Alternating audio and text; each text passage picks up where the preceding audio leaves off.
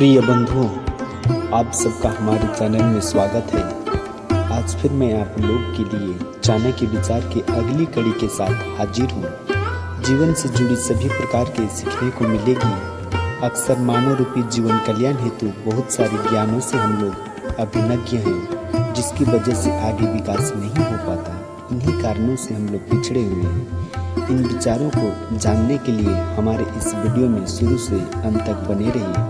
आपको समझने में कहीं कोई दिक्कत नहीं होगी। देर ना करते हुए इन विचारों को श्री गणेश करते हैं। दौलत से धर्म की, योग से विद्या की, मृदुता से राजा की तथा समझदार स्त्री से घर की रक्षा होती है। जिन घरों में विद्वानों ब्राह्मणों का आदर नहीं होता, वेदों शास्त्रों आदि का अध्ययन पाठ अथवा कथा नहीं होती तथा यज्ञ नहीं किए जाते, ऐसे घरों को शमशान के समान समझना चाहिए।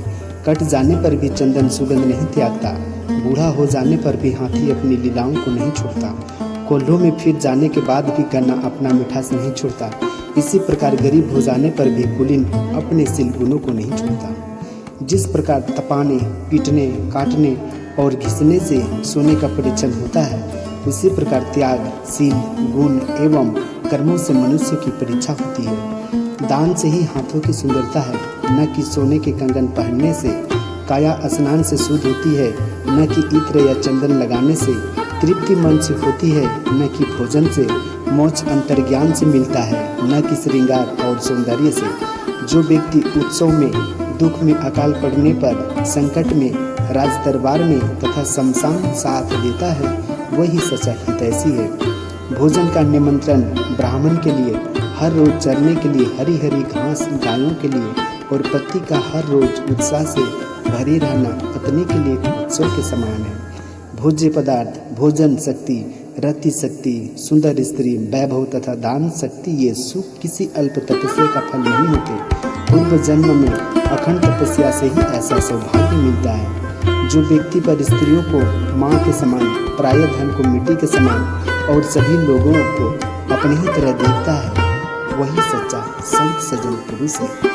जिसका चित्त स्थिर नहीं होता, उस व्यक्ति को न तो लोगों के बीच में सुख मिलता है और न वन में ही। लोगों के बीच में रहने पर उसे उनका साथ उठता है तथा वन में अकेलापन पीड़ा देता है। भूमि से जल निकालने के लिए जमीन को खोदा जाता है, इसके लिए व्यक्ति को परिश्रम करना पड़ता है। इसी प्रकार गुरु से विद्या प्राप्त करने में भी परिश्रम और सेवा करनी पड़ती है। सत्पुरुषों के दर्शन करने से पुण्य मिलता होता है।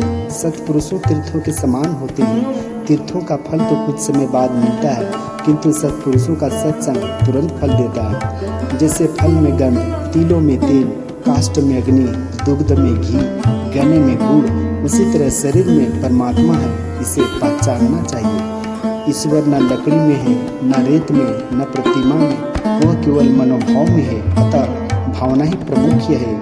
लक्ष्मी चंचल है, प्राण, जीवन, शरीर सब कुछ चंचल और नाशवान है। संसार में केवल धर्म ही निश्चल है। गरीबी, रोग, कष्ट, बंधन और यासी सभी मनुष्य के अपराध रूपी पेड़ के फल हैं। कामदेव मनुष्य का सबसे बड़ा रोग है। अज्ञान या मोह सबसे बड़ा शत्रु है। क्रोध मनुष्य को जला देने वाली भयंकर अग्नि है तथा आत्मज्ञान ही परम सुख है।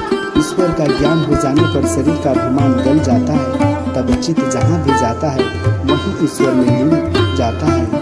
धार्मिक कथाओं को सुनने पर शमशान में तथा रोगियों को देख व्यक्ति की बुद्धि को जो वैराग्य हो जाता है, यदि ऐसा वैराग्य सदा बना रहे तो भला कौन संसार के इन झूठे बातों से मुक्त नहीं होगा।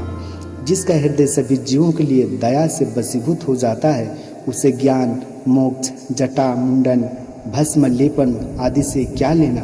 जिस प्रकार अकेला चंद्रमा रात की शोभा बढ़ा देता है, ठीक उसी प्रकार एक ही विद्वान सज्जन पुत्र कुल को निहाल कर देता है। उस गाय से क्या लाभ जो न तो दूध देती है और न गाभिन होती है। इसी प्रकार उस पुत्र के जन्म से क्या लाभ जो न विद्वान हो और न ही ईश्वर का भक्त हो। प्रिय बंधुओं, आप लोग को ये चाणक्य विचार कैसा लगा? आशा उम्मीद है कि आप सबों को निश्चय ही अच्छा लगा होगा। आज के कड़ी में सिर्फ इतना ही। आगे नई नई वीडियो देखने के लिए हमारे चैनल को सब्सक्राइब और लाइक करना ना भूलें। धन्यवाद।